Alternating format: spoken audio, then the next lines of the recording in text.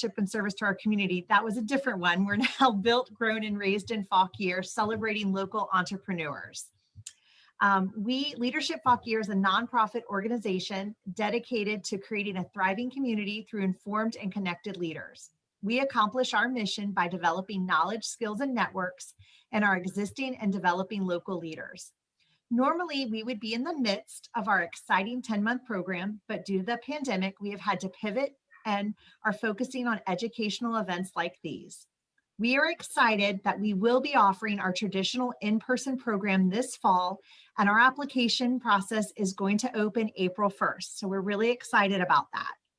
Visit our website to complete the application, and please reach out to our Executive Director, Sandra Rosel, or any of our board members for information on the application process.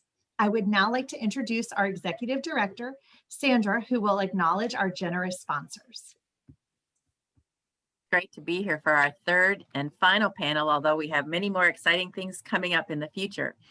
So I'd like to really welcome everybody here today and thank all of the attendees for their very, very interesting questions, what they want to learn today, and it's got our panel extremely excited. So we're able to offer all of these panels this year at no charge because we have support from sponsors. And this particular panel, we have one of our sponsors, Becky Miller from Piedmont Fine Properties is one of our sponsors. She also went through the program, and also her husband. And so they've been supporters since the very beginning.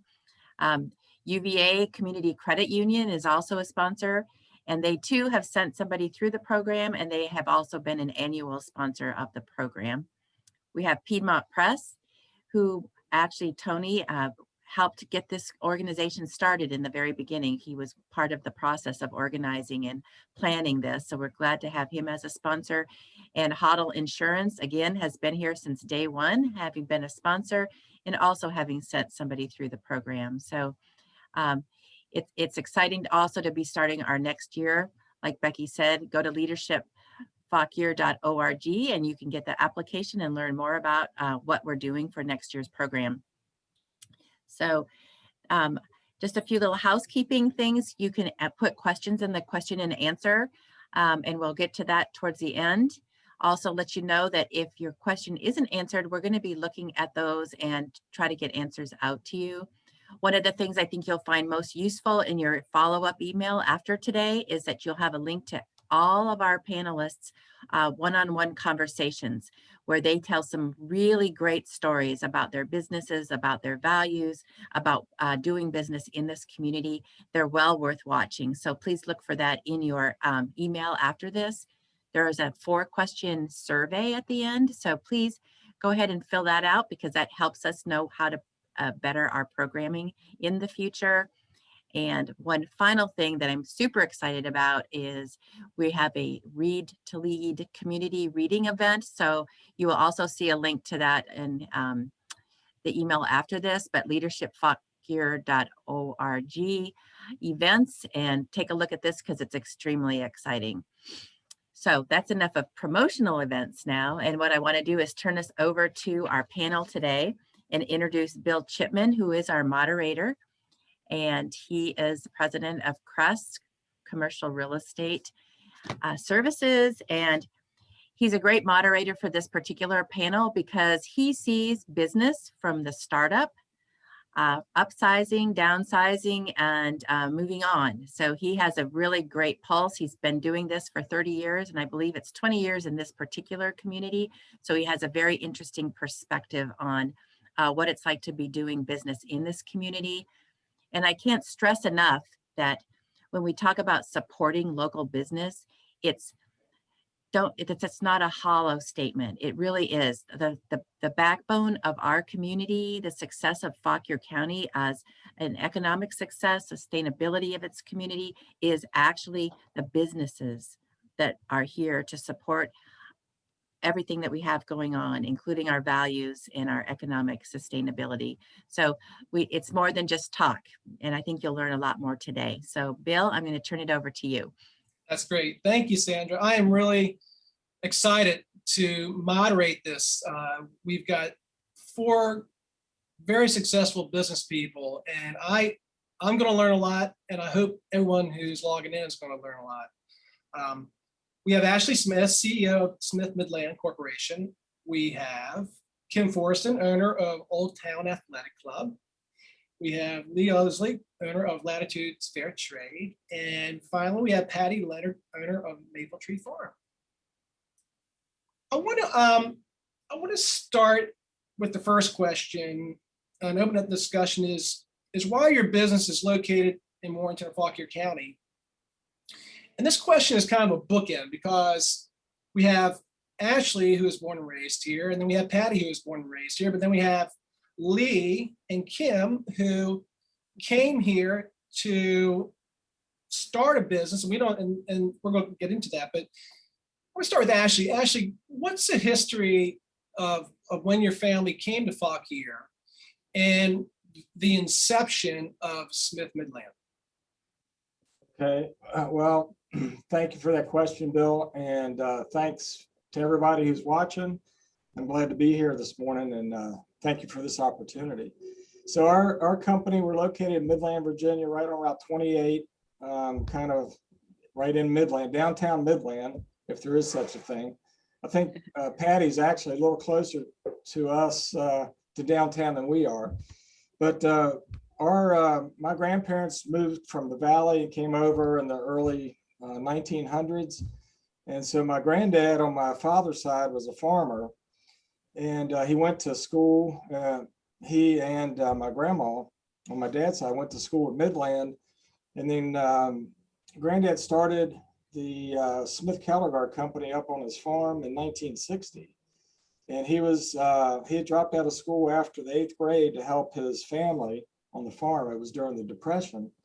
And like a lot of kids, they went back on the farm. So anyway, granddad came up with the idea of a cattle guard. He sold some to his neighbors, to his family, his cousins. And then about a year later, that was 1960, a year later, my dad, Rodney, came into the business. And it just started on the family farm on Germantown Road. And in 1971, we bought some 12 acres down here on Route 28.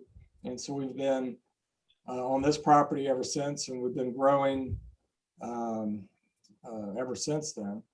And then we also have a licensing division, so we do work around the country and around the world through products we develop here, and then we license that technology to other precasters. So we were just lucky enough. I'm lucky enough to be born here. I love the county, love the state and the country.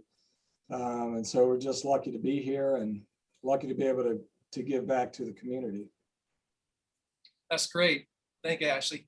Kim, tell us your story, because it's always the question, did you decide to locate in Warrenton or Fauquier because you want to start your business, or did you move to Fauquier, Warrenton, and then decide to start a business?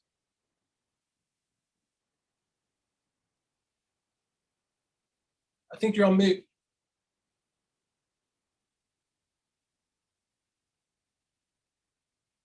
Let me unmute you.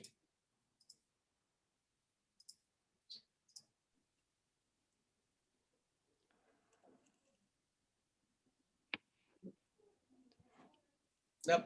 Okay, Kim, we'll come back to you. I'm going to start with, I'll go back to Lee. Lee, so the same question. Did you decide I want to start a business in Old Town and decide that that's where I want to locate and then move here? Or did you move here and said, I see a need to start a business?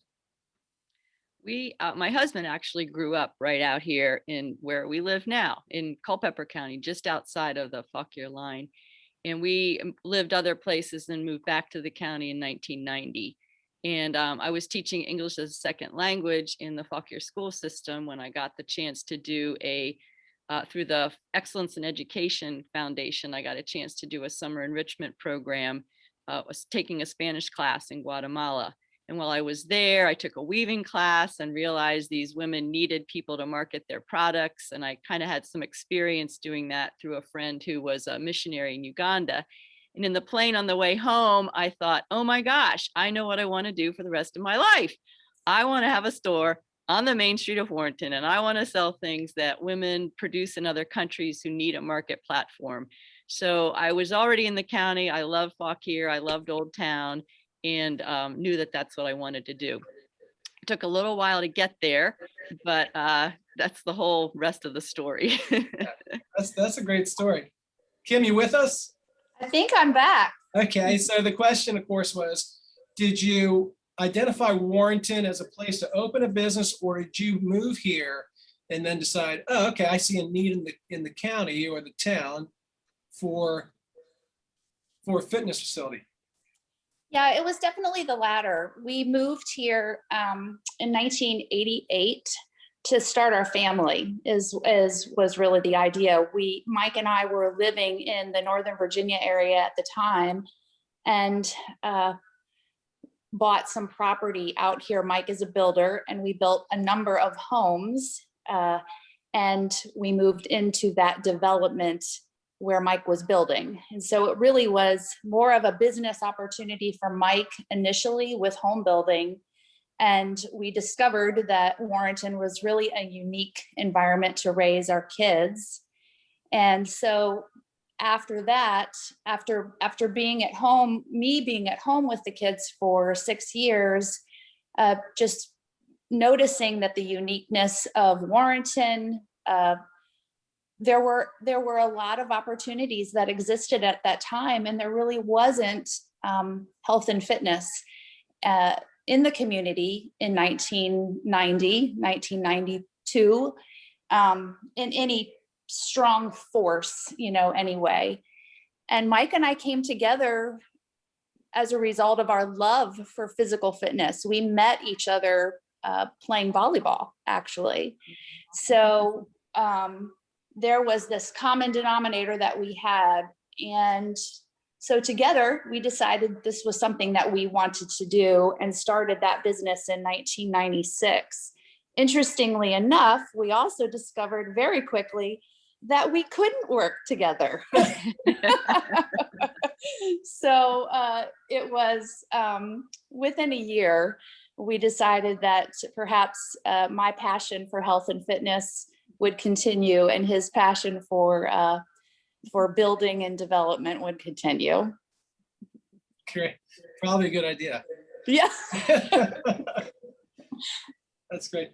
Patty, you have a similar story as Ashley. When did your family move to Fauquier, and talk about the inception? And I suppose it's been evolving because you had cows and corn in Midland. Now you're over at Maple Tree in Warrenton. So when did your family move here? And tell me about how everything has progressed since that time. Well, I was thinking my life has just come full circle. My grandparents had a dairy farm on Route 50 in Chantilly. And when Dulles Airport was coming in, they were saying, okay, it's time for us to move to the country.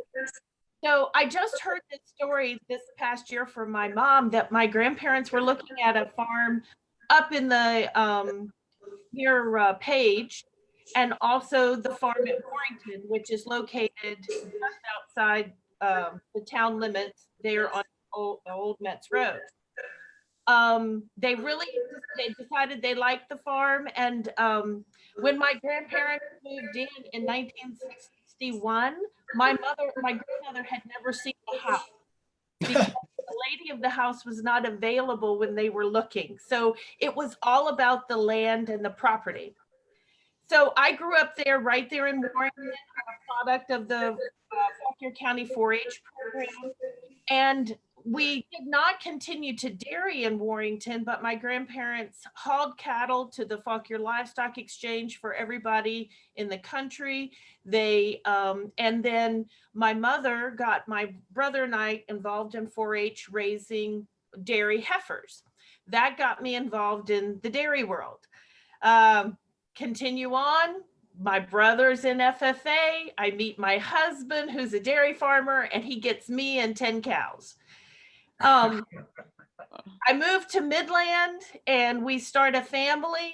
My daughters come along. I have 3 daughters, And as soon as they hit preschool, right up here at the Midland Christian Academy, the first words was, "Can we come visit the farm?" And then that kind of started Cows and Corn. We started with school tours, and I had worked outside of the home until the girls were born. And then once the girls started coming along, Cows and Corn seemed like an ideal way for me to stay home, raise a family, and still contribute to the bottom line. So we've done that for 21 years. Changes have come about, and 3 years ago, we sold our 300 cow dairy herd and reduced our farming operation from 2,500 acres to about 600 acres. So with the pandemic last year, all our school tours canceled, we decided to move back to Maple Tree. Now, several years ago, my grandparents, of course, have passed away. My father has passed away. And to keep the farm going, we continue to farm up there, but the acreage is not, it's not a large farm for traditional corn and soybeans. So we moved our Haunted Hollow event up there several years ago. Last year, we moved Cows and Corn. And so in 2020, in the pandemic, we had one of our best years ever with being able to offer fun outdoors. So we did our Haunted Hollow Trail. We did our Christmas Light Trail. We'll open up next weekend for Easter Bunny Trail. So I've come full circle. Yeah, we're going to talk about COVID in a few minutes, but those are great stories. It really is interesting how people view Fauquier County. And this is the next question. What do you think makes Warrenton and Fauquier unique as compared to other areas? And I guess, Ashley, I want to start with you again. And you travel nationally and internationally, so you see a lot of different places. What do you think makes Fauquier County so unique as compared to the places you've been in your lifetime, or at least from a business standpoint? Mm-hmm. Well, I was sharing a story earlier this morning on the way to work today. I had to stop right in the middle of the road because a pack of turkeys was walking across the road. There was 26 hens and there was 2 toms chasing them this morning. And you're probably not going to see that in Northern Virginia or Fairfax. And I'm involved in a lot of our customers, a lot of our clients are up in Northern Virginia. And so I'm up there quite a bit at meetings and networking events. And people from up in Northern Virginia, not everybody, but, quite a few people, when I, kind of tell them where I'm from, they're like, "You're out past Manassas?" Well, where, if you're out that way, you're just in the middle of nowhere. But it's kind of our secret, I think. To me, the open space is really what makes the county unique. And the small town of Warrenton, is just a very great, like Kim was saying, a great place to start a family. And of course, my family grew up here, and Patty's as well.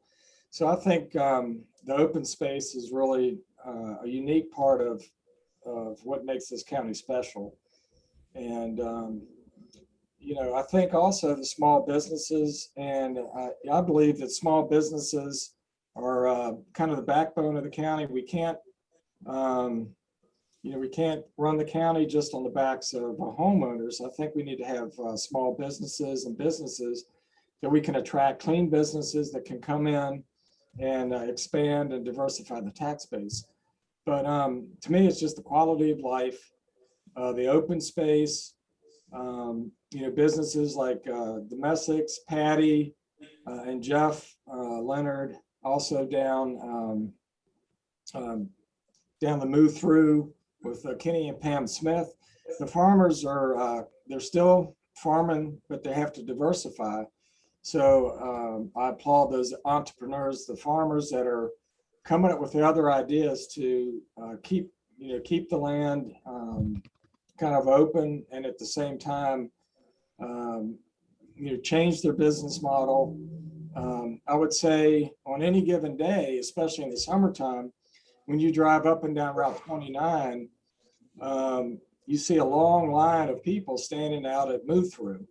And I'm not sure how many people they serve a day, but it has to be probably the #1 tourist attraction in Southern Fauquier. You just see cars going up and down and pulling in. So, you know, my hat's off to the farmers who've been able to change. And then, you know, our story, our business started by my granddad, a farmer. Like Patty, I was in 4-H. I was also at FFA growing up. My brothers and I raised corn. We raised cows growing up. So to me, just the open space, the land is what makes Fauquier special. Great, thank you. Kim, you see a lot of people come through your doors, you know, pre-pandemic and of course now. What do you find unique about your clientele, your members, that maybe you wouldn't see in something that was more in Northern Virginia, Prince William, or Loudoun? I believe that the people in our community is what is really unique, you know, about Warrenton and Fauquier County. And I think that speaks to the people that take advantage of the services that we offer at the club. I feel like there is such a wonderful community at Old Town Athletic Club. This client that we serve wants to feel this sense of small town. They want us to know your first name. They want us to know your children's names. We are very integrated in each other's lives on a much deeper level than just working out. And I think that sort of speaks to a lot of the small businesses in Fauquier County. I think we probably all feel that way about the things that we do. And because Warrenton is what it is, we have that opportunity. We don't have 12,000 people walking in our door. We have 500 people walking in our door, and we have the ability to get to know them. But the other interesting thing is that this client that we serve, although they want small town feel, they want metropolitan services. And so the balance of creating a business model that balances those two things are challenging, but it also keeps us on our toes, which I think is good for all of us. Yeah. The fact that there's not tons of restaurants and tons of retail and tons of commercial real estate businesses and tons of Midland Smiths, we could become somewhat complacent in what we do, but the people in our community really don't allow us to do that. So I think allowing, developing this trust and honesty and allowing people to communicate, people feel like they can do that in our community. That might be a little different than maybe in, a more metropolitan area. So again, I think that's very unique to our community, and our community can grow within those concepts in a really unique and positive way. Great, thank you. Lee, because you're on Main Street, you see a really diverse customer. Do you see, I'm sure you see obviously people who live in Fauquier and Warrenton, but you see a lot of people who come from the city or Northern Virginia, or probably all parts of the Mid-Atlantic. When you engage them in conversation, what does the comments they say about Warrenton and Main Street? Well, it's kind of neat. I'm nodding to Ashley and I'm nodding to Kim, because I think the beauty of what we have here incorporates those things that they've said. We have a beautiful place that's surrounded by a lot of farmland. We have a lovely local community, and we know, as our business here, we know the names of lots of people, like Kim is saying, who come in. And also as you were saying, Bill, it's really, really neat being on Main Street. We get to see all of that. Plus, we really get to hear what people from Northern Virginia say when they come in, or people who come from all over the place. And it is so neat to hear people say, wow, this is such a great community. This is such a cute town. Wow, I love this town. And we get to kind of be the ambassadors for that. And a lot of people come here. People come for weddings, and then they come into town to shop. They come to do wine tastings. They come on their way to and from Skyline Drive.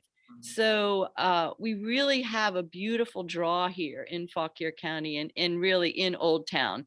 It's quaint, it's beautiful, and it's unique. It's a place people love to come to, and we're so proud to show it off.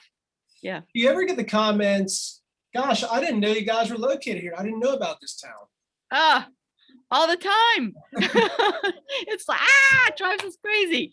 Yeah, so I'm always about whatever we can do to promote our town. Yeah. More signage on the highways, shout it from the rooftops, whatever.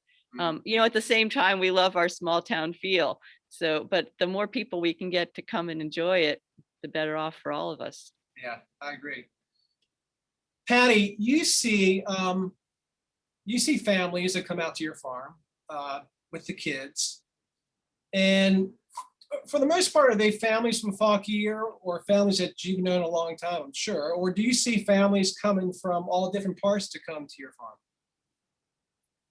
I would say, well, with our school tours, when we were doing school tours, 95% were from Prince William, Loudon, Stafford. We had them from Arlington down to Spotsylvania. So 90% were outside of county school tours.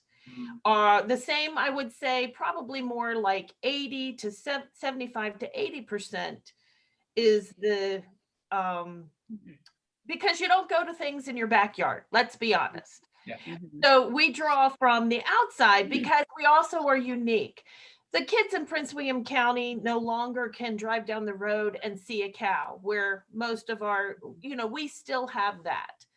And back to the original question that got me thinking after hearing Ashley, Kim, and Lee, the uniqueness, and this was one of the best things of raising our girls here.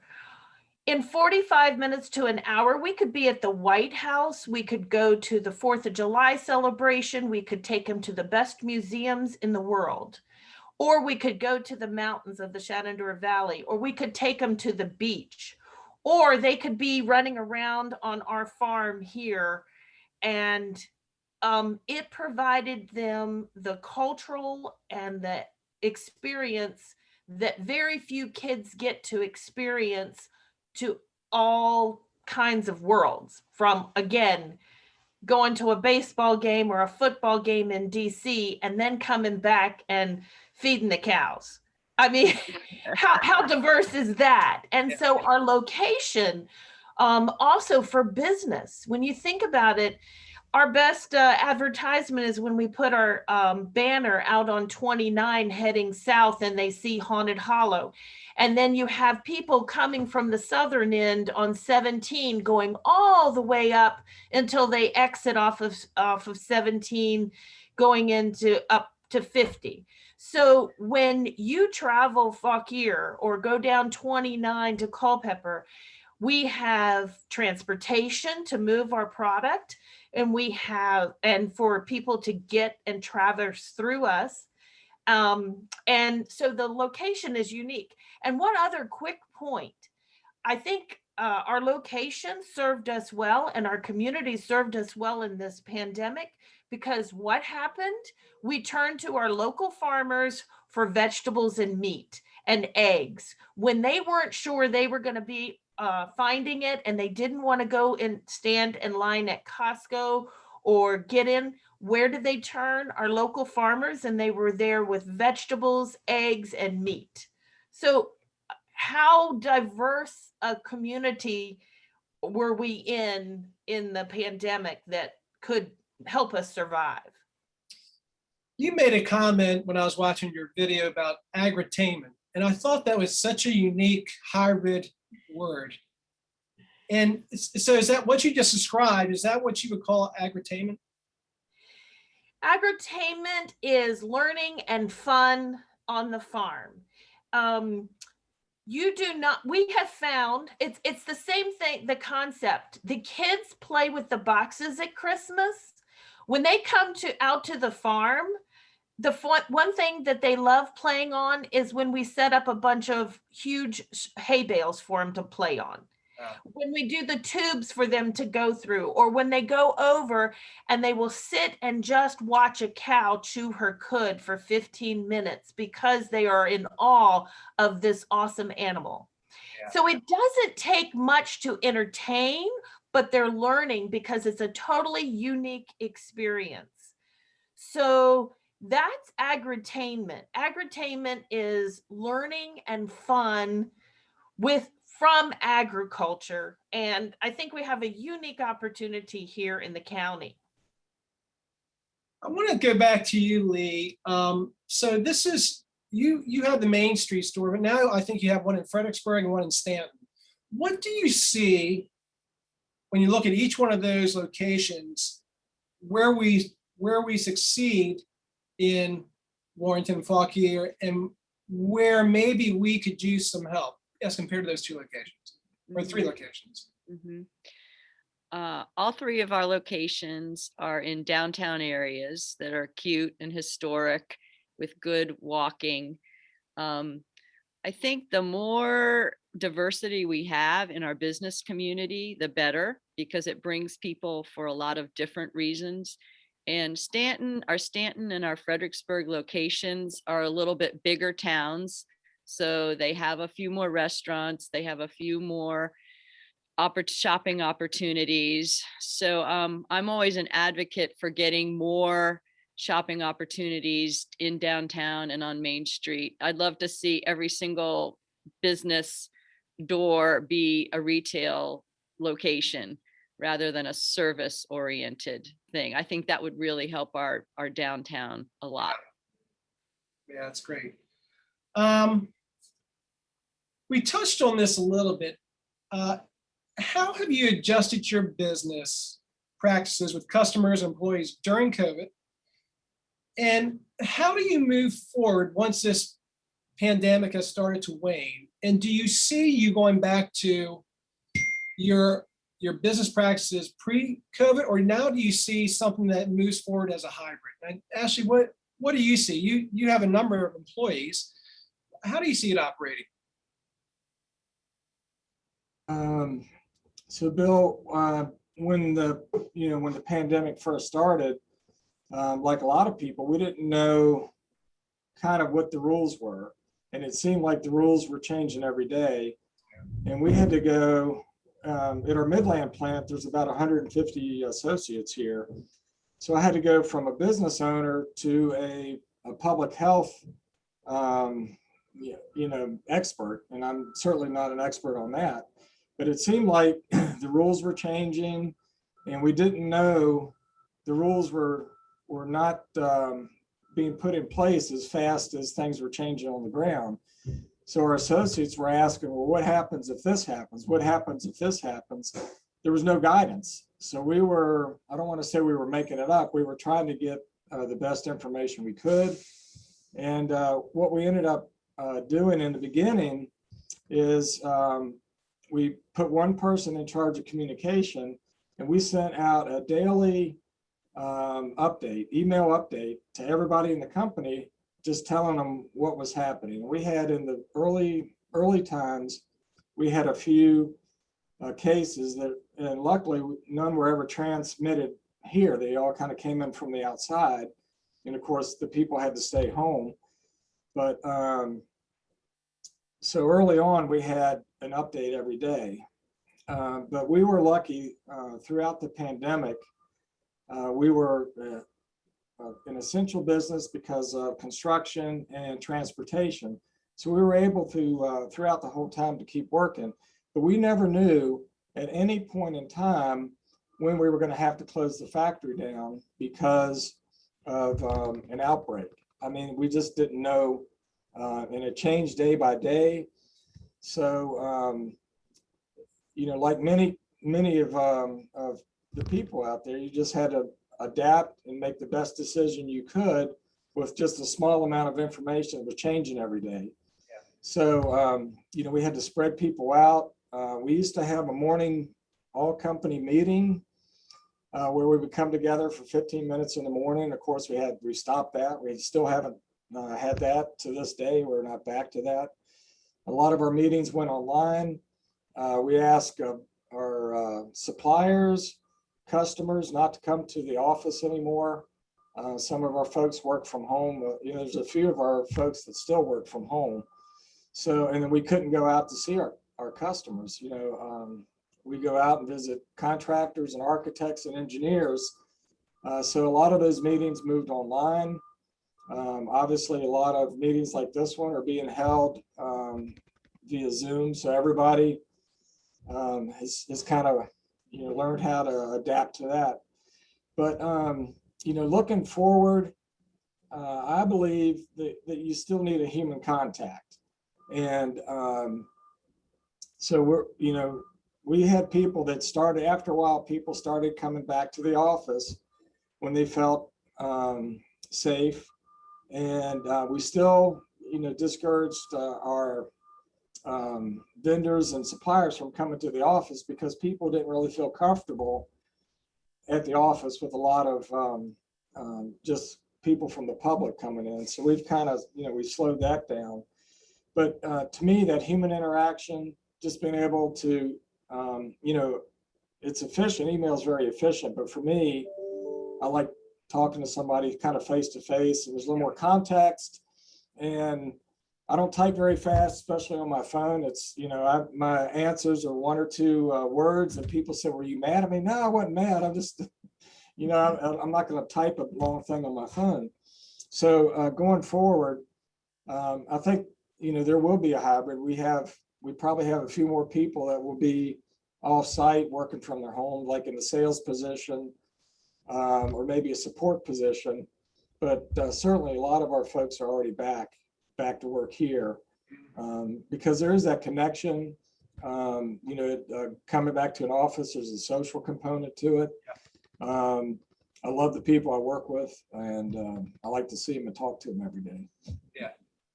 Kim, you from a fitness standpoint, I know that it was, I can't remember what it was, maybe it was 25%. So did you start creating virtual classes, number one, and where does that stand now? And where did you see your membership go during this? Yeah, it's been a real challenge, no doubt.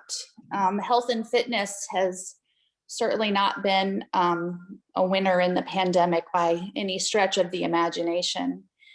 But I think this is where leaders really emerge, and I am all about strategizing and creating an annual plan. And just as Ashley was saying, those things went out the door. You just, whatever strategy you had laid out for 2020 was really on a day-by-day basis. Yeah. So you have to sort of go back to really your roots. Number one, why am I here? And for me personally, the passion for health and fitness in our community just continues to drive me. And I think during a pandemic, we are recognizing the value of our well-being for sure. So I'm hoping on the other side of this that we might be a winner if we play our cards right from a business standpoint. Just validating that what I do for a living is valuable was really important when we were being forced to close, because we were one of the businesses that were forced to close. So when you're forced to close, you got to take care of your people, right? Because they're looking to you saying, am I going to have a job? And your members are looking to you, are you gonna reopen? So, you know, validating what your business does and then taking care of your staff. Again, like Ashley was saying, communication was seriously amped up. I mean, you got to talk to people a lot in order to sort of keep them engaged, let them know everything's okay. Our core staff really did continue to get together, but behind the scenes, quite honestly, we were cleaning, we were redesigning our spaces. We were trying to figure out how we're going to put people 10 feet apart when they tell us we can open up. We decided that we would rent tents for outdoor activities when we were given the green light to open up. So on our parking lots, we had 3 tents for yoga, Pilates, for group fitness, for weight training. We had it, you know, we had it all when we were given the green light. The virtual aspect, which we had never really participated in, we had to go live streaming. So any classes that we had, any personal training that we were doing, we had to do that virtually with the customers that wanted to do it. When we were in our forced closure and we were there cleaning, we would have members come to the window. Can I please come in? No, I'm sorry. It was just heartbreaking. But, you know, you learn to do things differently. It's when you believe that there's a reason for what you're doing, you figure it out. And I believe wholeheartedly we're going to get on the other side of this. Our community is going to be stronger, you know, for it. And I'm not just saying that. I mean, I really believe it. It's going to take a long time. And I think that to Lee's point, we're going to need our local government to be very heavily involved, you know, in our comeback and create a very strong strategy for small businesses and partner with us. But, you know, I look forward to it. It's, I never say no to a challenge. And this that's right. That's what it is a challenge. Exactly. Yeah, right. this may have been the biggest one. Yeah. Lee, you, because of a retail, were you forced to shut down, or you're obviously only allowed a certain amount of customers in at a time? Although your stores aren't that big, did you experience a hit to revenue because of it? So as Ashley was saying, the rules were constantly changing and figuring out what was the right thing to do in terms of keeping people safe and being legal.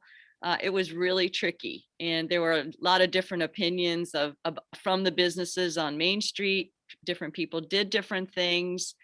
So we felt that we should close. Not everybody did, but we closed for 2 months because we felt like that was the best way for us to keep our employees safe and our customers safe. And we ramped up e-commerce.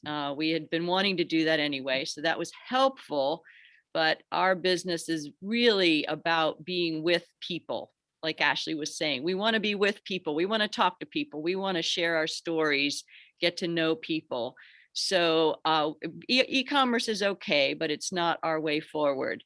But, you know, as Kim said, you do what you have to do.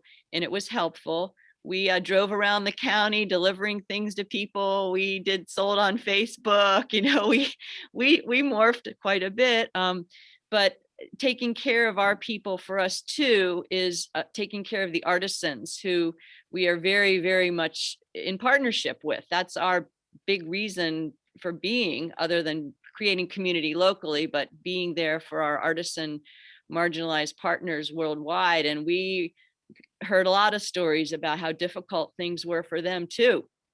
And people, you know, not being able to eat. I mean, there's a lot of, as we were suffering here, there was a lot of suffering globally. So we felt really that it was really important that we keep up, that we keep ordering from them, keep giving them business.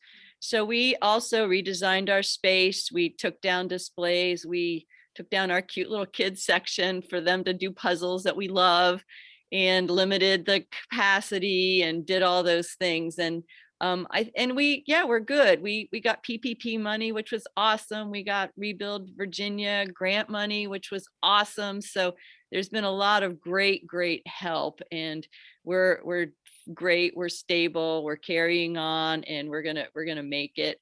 And you do what you have to do, and you get creative. And there has been really good help out there for us, and we've very much appreciated that. Fantastic.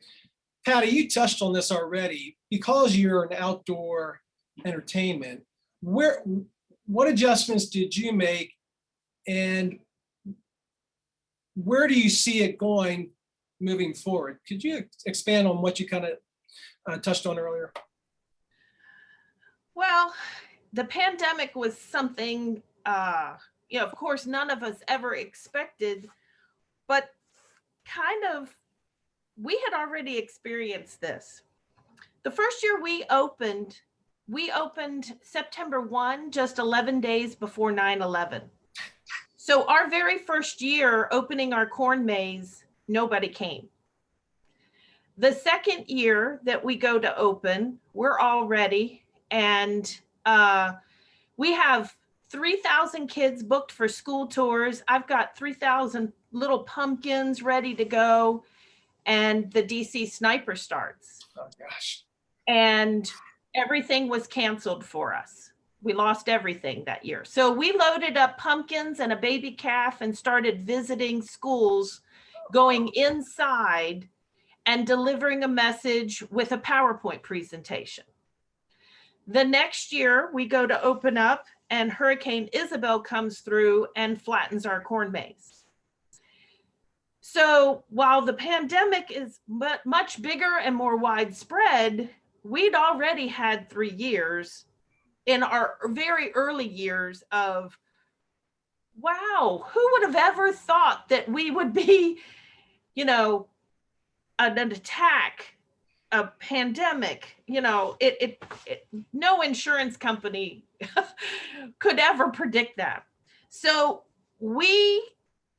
and being farmers, we've had crop failures. So we just said, okay, we got to make the best of it. So in March, all our school tours were canceled, and we knew for the fall, with school not being in, that our fall school. So that was 10,000 kids that normally would visit the farm. We had others that were going and doing virtual farm tours.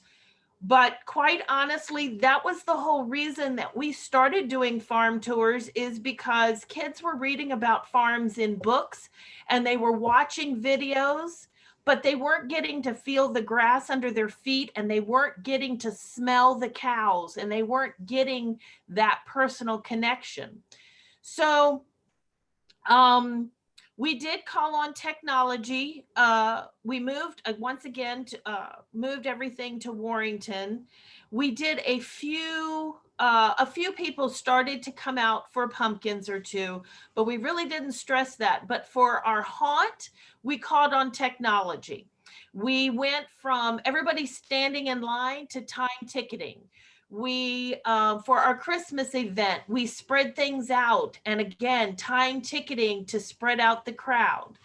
And we did eliminate our hands-on activities for our kids, and just kept it so that people were all on site, but they were, hi, how are you? 10 feet away. So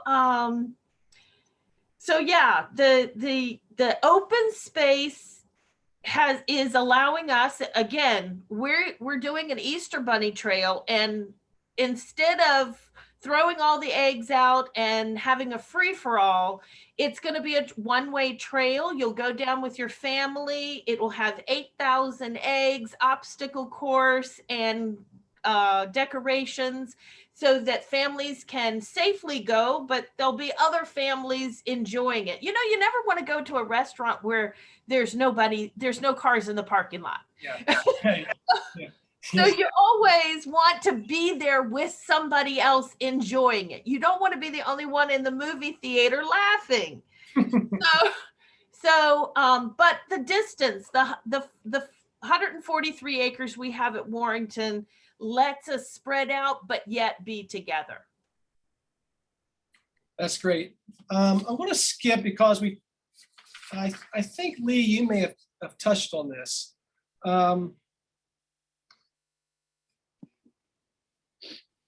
I want to talk about economic development and what that means to you from a local standpoint and maybe from a state standpoint. So Ashley, when you say economic development, your company is very successful, but what do you see from a county standpoint and also from a state standpoint, how economic development can help you thrive and grow? For us, I'll start with the local, with the county. Over the past few years, we've developed two pieces of property. One right where our plant is down here in Midland. We got 6 acres right beside us, and we developed that to accommodate more storage. And then down on Route 28 going towards Bealton, Dad had bought 19 acres of industrial property, I don't know, 20, 25 years ago. And so we developed a small part of that for storing some of our concrete barrier. And I would say working with the county was, I would say they were very supportive. They helped us kind of through the process. You know, we had to jump over all the hurdles. We couldn't, get around anything. We had to follow all the rules. But I will say that they didn't put up roadblocks. They were helpful and very supportive. And even after, they are still coming out. And for a while, we have grass has to grow, and you have things that they have to check on. But they're very professional. They come out and they email us a report and say, "Hey, your erosion control, you need to fix this." But throughout the whole process, I thought the county was really good to work with. And so I appreciate that support. And from the state, I'd say the biggest thing at the state level and even the federal level, or more so the state level, we work with the DEQ when we have permits, air permits and water permits. So we kind of partner with them to make sure that, and we have, it's a kind of a dusty environment, so we have to spread water down all the time, several times a day to keep the dust down. We have processed water that we have to treat. So, we have to follow all those regulations to make sure that, that everything is done correctly. So the state, we did have one a couple years ago. We were growing the business, and we got a state grant for developing and training people, new associates. So that was good.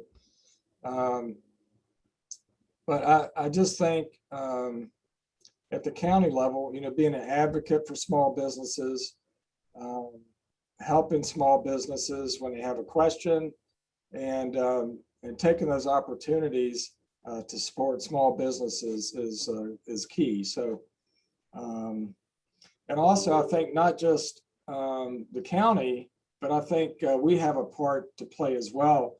One of the questions down here is what can we do, or what can be done to help support small businesses? So I would say for us, for everybody watching, myself included, is shop local. So go to Main Street, go see Patty at Maple Tree Farms, go to OTAC. I can't sell you anything. I don't think many people need a piece of barrier, but go to the small, go to the businesses.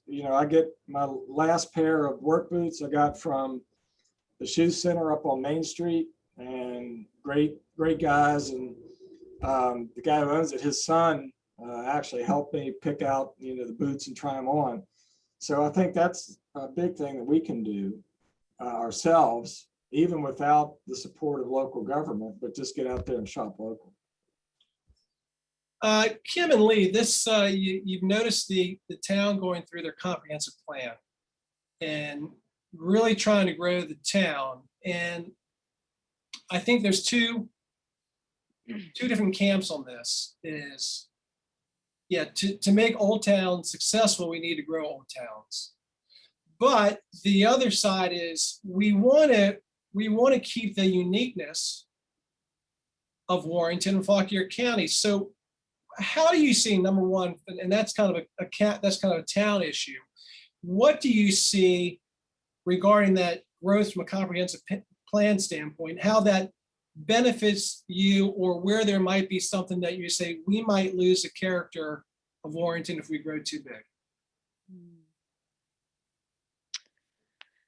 Lee, do you want to go first, or you want me to go first?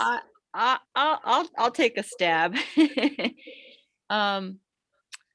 Well, yeah, getting more businesses into Old Town is key, and getting good businesses. So getting people who are creative and imaginative and hardworking and willing to take risks is key.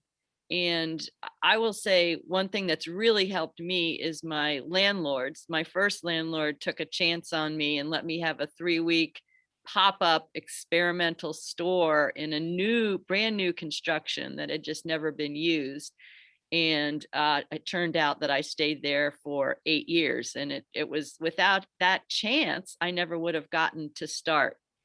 So, and then my current landlords really worked with me to get me here. Now I'm in a space that's much bigger than my original space. So I think the town really getting creative with leases and trying to take risks on new businesses, and banks giving loans to new businesses, and just really encouraging that in any way that we can. And I've been the beneficiary of that and seen how really great and helpful it's been.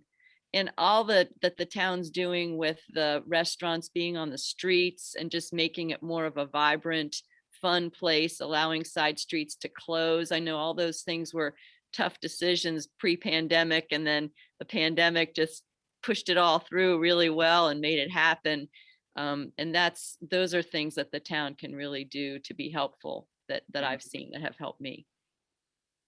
Kim, what do you say? I would really agree with all of that, Lee. It is interesting when you think about our two businesses. I need more residents in our community, and because I might see a person 4 to 6 times a week. So the balance of the growth strategy of bringing more residents to our community, and the balance of bringing more visitors to our community.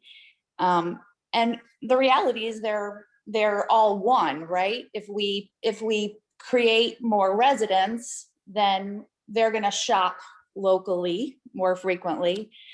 And if we create more visitors, there is a larger attraction for businesses to be here. So I believe that our town, especially through this pandemic, the town has been extremely accessible for us. We could call Brandy, at 11 o'clock at night, and she would answer the phone and talk me off the ledge, so to speak.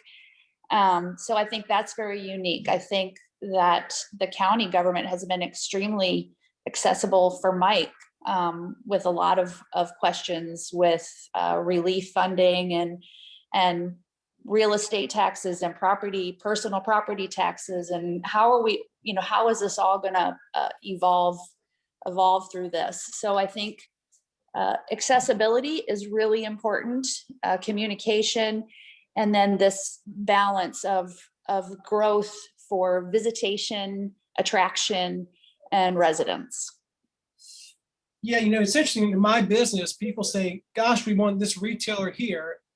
And the retailer says, well, we don't have enough growth. But then the citizens go, well, I don't want the growth, but I want the retailer. So it's tough to satisfy everybody. Patty, given your location of Maple Tree so close to the town, I don't know how involved you've been with the comprehensive plan and what you see as growth, and So that's one question. Then the other question is, has the county been helpful as you navigate your growth?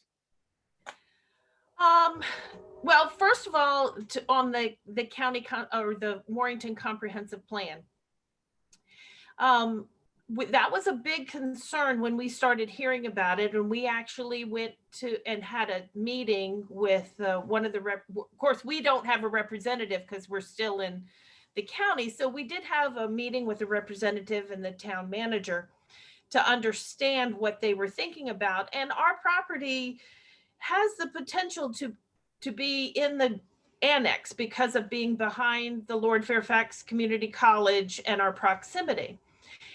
And quite honestly, our biggest concern is you're going to bring a farm into the town. Do you have land use taxes? What is that going to do to us?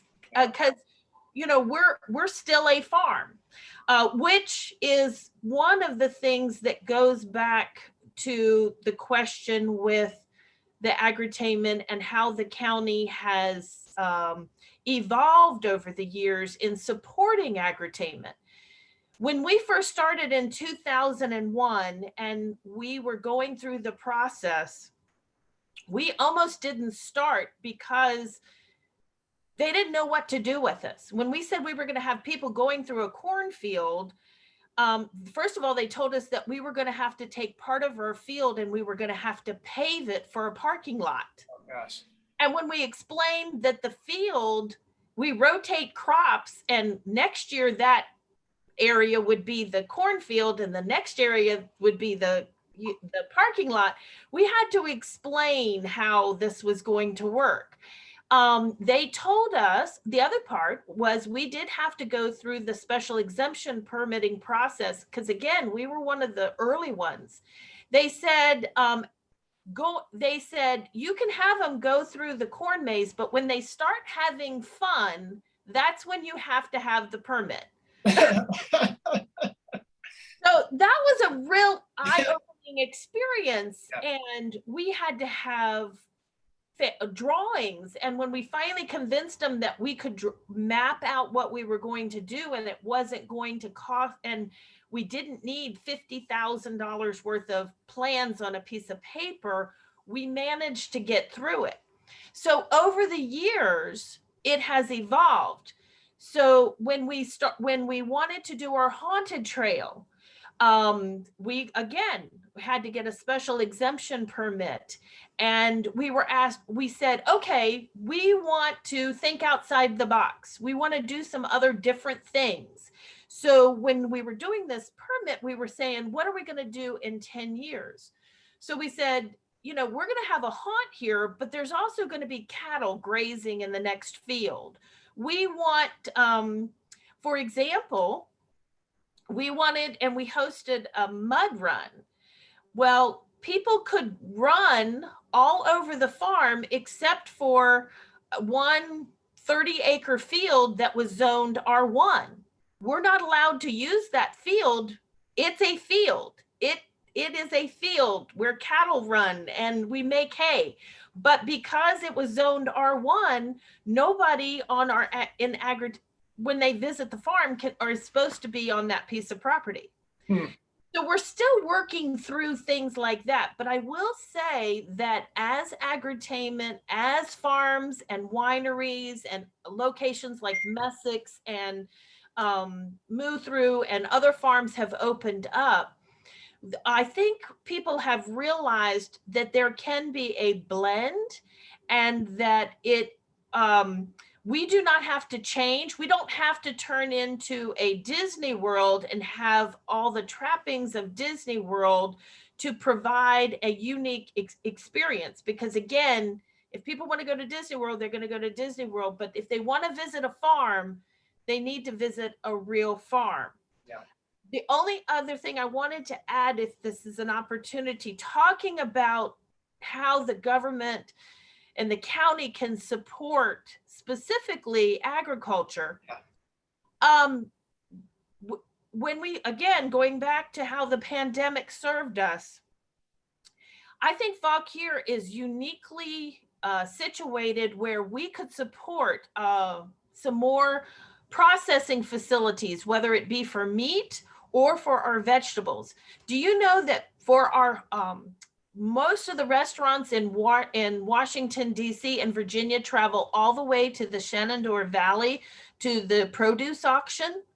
Why are we not have a regional produce auction wholesale opportunity for everybody that's growing in Fauquier so that they can sell to the local Fauquier and local folks, but then they can have that regional outlet for their excess? The same with their meat processing. Our processors were overwhelmed with the demand. Once again, if there was where we are so situated so nicely, we could serve the local community, but yet the Northern Virginia community. And I say this is the same thing that Kim was talking about. She has 500 customers a week.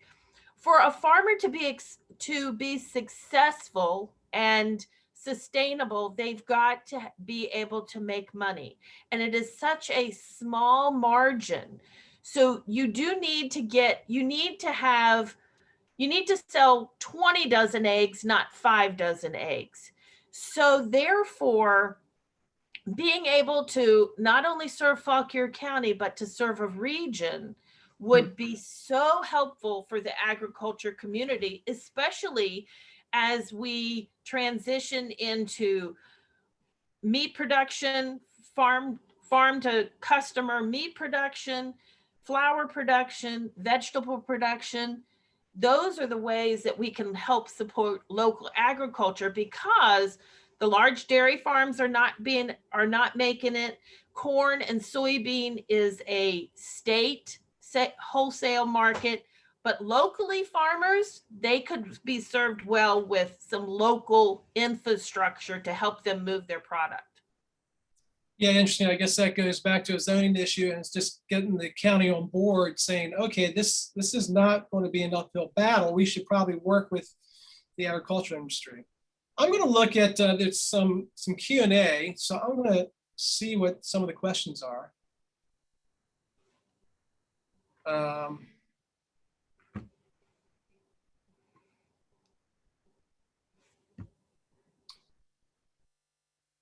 What changes, we kind of touched on this, what changes do you see, if any, in the county over the next 10 years? And I guess that's from a growth standpoint.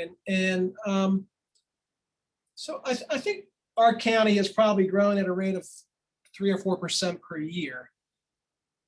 What do you see where so let me back up. We have 7 service districts, I think, but only 3 of them, I think, have services. So do you see that the requirement for the county to really work on getting infrastructure, the county's getting water and sewer up in the Calverton or water, what do you see the growth in those areas, and how does that benefit the county? Ashley, what do you see? You're right in that quarter, and so is Patty. So what do you see? Well, I applaud the county. I mean, it took a long time, but getting services to Calverton and Catlett, we had drain fields in that part of the county that were failing, and it was just long overdue. But I understand that's it's kind of a balance act. Some people want to keep Fauquier the way it is. They don't want to see another house being built. But being this close to Northern Virginia, there's just a lot of pressure. The houses, the development is just naturally moving out this way. So I think that pressure is probably going to get more. The challenge, and we've heard this for a long time, because it's maybe harder to develop. It takes a long time. It costs a lot of money to develop houses out here. Just to buy the land costs a lot of money. It puts a lot of the homes out of reach for teachers, for fire, police folks. So because of that, you see a lot of people every day driving up 28. I'm here in the morning, and you just see you know, at 3 in the morning, 4 in the morning, you start seeing a long line of cars just driving out of the county. And we have a lot of people that drive out. They have to have the jobs up in Northern Virginia to be able to afford a house out here. So I don't see that really going away. I think the county's been deliberate about having service districts and then funneling growth into those service districts. So I mean, we've already, you know, we see Mintbrook down in Bealton, which is growing, and then right when you enter Marshall, there's I don't know the name of that development, but those townhomes have been built. So I think, you know, we're going to see more development inside of the service districts going forward, and that, you know, it's probably good because that's the plan. The service districts are where a lot of that development should be. And I remember a few years ago, I was flying into Munich, Germany, and we're getting ready to land, and I look out the window and I see green, and I'm like, how can I be anywhere near Munich? Well, we were out, the airport's outside of Munich, and we had to take a train in. But what I saw traveling around Germany was a lot of small villages surrounded by a lot of open space, a lot of green space. You know, so that, you know, I know different people over the years from the county have gone over and looked at some of the other places overseas. So I think that's what they're trying to develop here is, you know, a little town, some nice little towns you can go to surrounded by green space and open space. So I think that's the plan, and I think that's what we're going to see going forward. Yeah, so I think you're right. I think the county wants to create these service districts and make a hard line around these service districts and have the growth there, but keep the green space. Patty, you made a really interesting comment about your R1 land over at Maple Tree, and then the counties, the town has talked maybe about annexing that area into the town. That's an interesting prospect because that's really expanding the Warrenton service or the center district service district. And I guess the question is, where do you eventually stop? What do you see when you look at these service districts expanding like the center district would when you incorporate Maple Tree? Having lived in Warrenton, moved to Midland, doing business in Warrenton, back and forth in the county, and especially for agriculture, our family has been supportive of the service district concept from the get-go. And many years ago, when we were continuing to milk 300 cows, we said more than one time, we would rather sacrifice the land at Warrenton to be developed so that down here, when we need 350 acres to grow corn for the cows, that it's not under the pressure of development. Yeah. So, and the pressure of development is, of course, raising the value of the land, and landowners are sitting here going, okay, is this the right time to convert it? And the market for it is going to be development. It is not going, a farmer cannot purchase land in Fauquier County at today's prices and make a living growing corn and soybeans. You can't do it. Right. We put 350 acres in conservation easement and have that. But even with the value of just raw land, the margin is not there in agriculture to be sustainable. Yeah. So yes, I fully support the service district concept because, again, as a farmer, I'd much rather have the development around Warrenton where the services are, where it's located to the restaurants and the services getting to the cleaners and the doctors, etc., as opposed to developing it out here in Elk Run or Southern Fauquier away from the service district. Developing the service districts along 28, it makes sense between the railroad and 28. that makes sense to me to do those kinds of, and keep them centralized to those service districts, but stick with the plan, provide the services Yeah. to help them.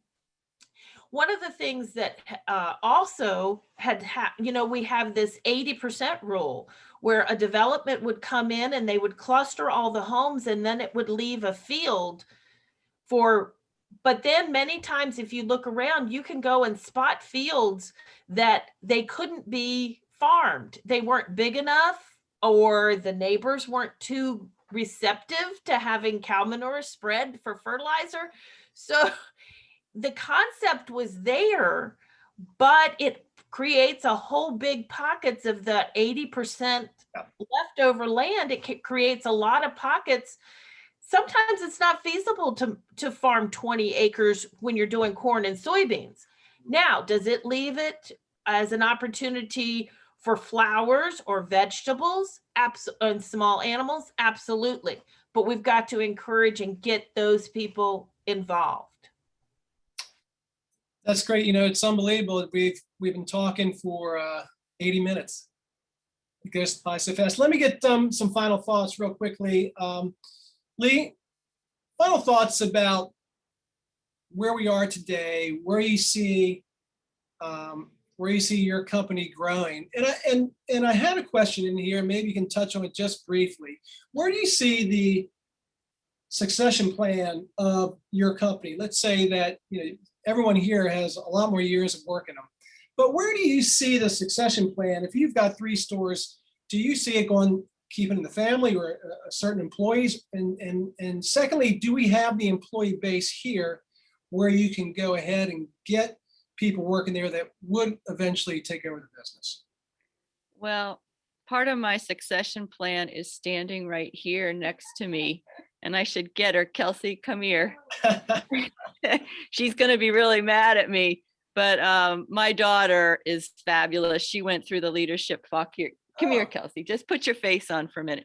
She went through the leadership Fauquier program, and she's awesome. So she may be my succession plan for Warrenton.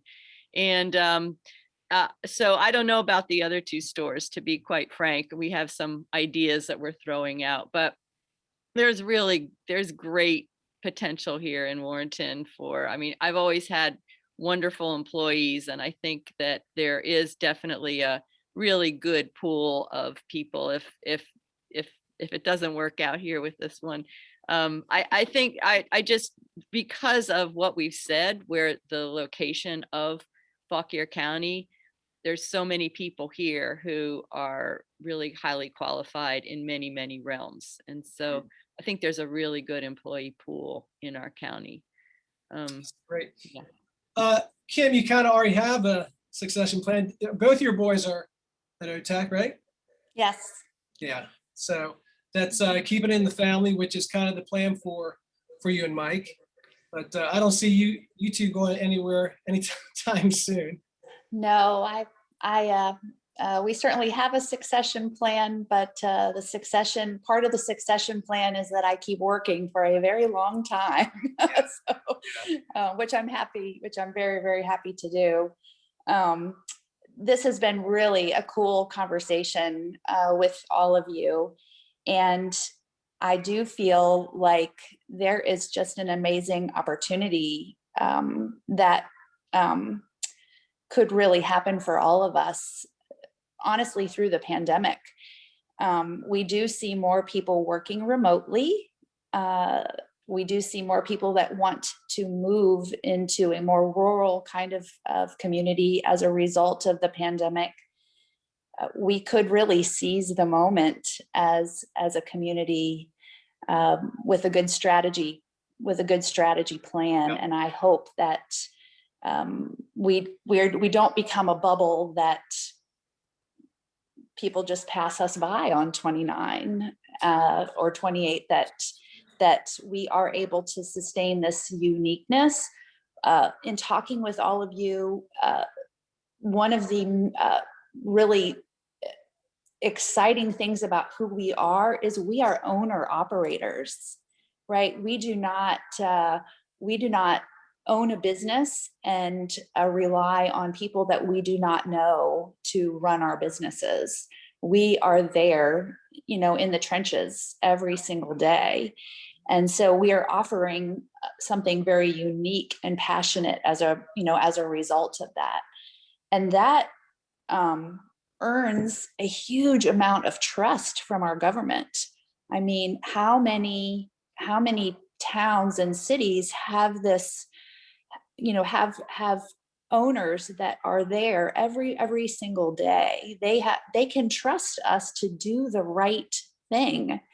And so it would be, we all want Warrenton to stay unique, and it would be great if we could even be managed, in a more unique and personal way. I think, Patty, I've learned so much from your input today, challenges and opportunities, and Lee, listening to, services versus retail versus residents, and Ashley, just the bigger picture. I mean, we got a lot to offer in our community, and we need to get that word out. And we have to overcome some fear right now, both from our residents as we come out of the pandemic, but from our government to sort of be willing to take some risks right now, like we do. Yeah. Patty, did you mention you have 3 daughters? Is that what you said? Yes. So is that your kind of your daughters are in the business now, and that's your succession plan, or? Yes and no. Okay. So one of the interesting things, and I don't know the statistics, and I couldn't look it up on my phone. Very few businesses, family businesses, go past 3 generations. Really? Very few. There's a statistics out there, and I follow that very closely because of farming, in agriculture, as the next generation comes along. And I will have to say, with our 3 daughters, they showed cows, they, worked on the farm. And while we didn't encourage, but we also didn't discourage, we told all of them to get a job off the farm to find out what life was like. And their farm experiences has served them very well. The oldest daughter, Sarah, is involved with the agritainment, but she is not one to milk 300 cows. We knew that. The middle daughter, Kate, loved the travel that she got with 4-H and being involved, going to the fairs and all. And she ended up in Charlotte, North Carolina, and just got married last year. So I don't think she'll be coming back to the farm. And our third daughter lives at Maple Tree Farm, and she is a school teacher, but she works on weekends helping out at the farm. So the 5th generation is on the ground. I have a granddaughter that is 3 years old that is been helping grandma paint as we're getting ready for Easter. So what is our goal? What is our succession plan? We're reinventing ourselves. Jeff and I have gone from farming 2,500 acres and milking 300 cows to having people come to the farm and scare them to death or show them beautiful lights and music. So we're reinventing ourselves, but hanging on to our agriculture roots. We're still growing corn. We still have 100 beef cows. We're trying to balance it all. But I think agritainment for us is going to provide the opportunity for the 4th and 5th generation to continue, but again, keep their feet firmly planted with the roots of agriculture. So, but even for us at 60 years old, we're reinventing ourselves and learning a whole new life. Yeah. We stay up, we don't get in till midnight. And that used to be the time that we would get up to go to milk cows. But now we don't get in till midnight. So we're just reinventing ourselves. Yeah, that's great. Ashley, you're 3rd generation. Where is the 4th generation teed up for the succession plan? Well, so, yeah, I've heard Patty's, that statistic that most businesses don't go past the third generation. So luckily, there's 4 of us, myself and Roderick, Matthew, and Jeremy, all 4 of the Smith boys, third generation, are working in the company. And then there's a big gap to the 4th generation. They're early 20s, and right now there's only one of the 4th generation in the company. He's only been there a couple of years. So our plan, the plan is to transition. We're already starting to work on that plan to non-family member leaders. So we're lucky that we have leaders that went to school at Liberty High School, graduated from Liberty High School, Fauquier High School, that got educated. Maybe they worked in Northern Virginia for a while, and we've been lucky enough to attract them back here. They live locally, so they don't have to travel to Northern Virginia. So that what we need to be is a magnet. We're growing the company. We've grown it, almost doubled it the past few years. Our goal is to do that again. And to do that, we have to attract really smart people. So we're lucky, like Lee and Kim said, there's a lot of very talented people that work here. So we just have to be a magnet.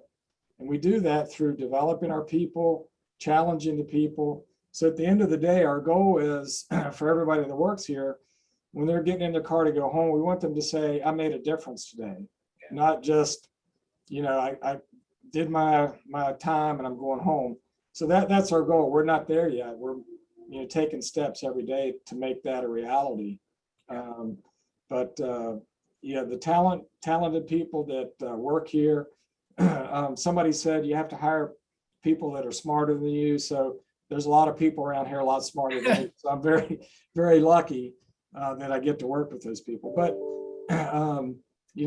it's a great place to live. We want it to be a great place to work, so people don't have to travel outside of Fauquier, or even outside of Southern Fauquier. We want to be a place where people can come and make a difference, a positive difference to the community, to our company.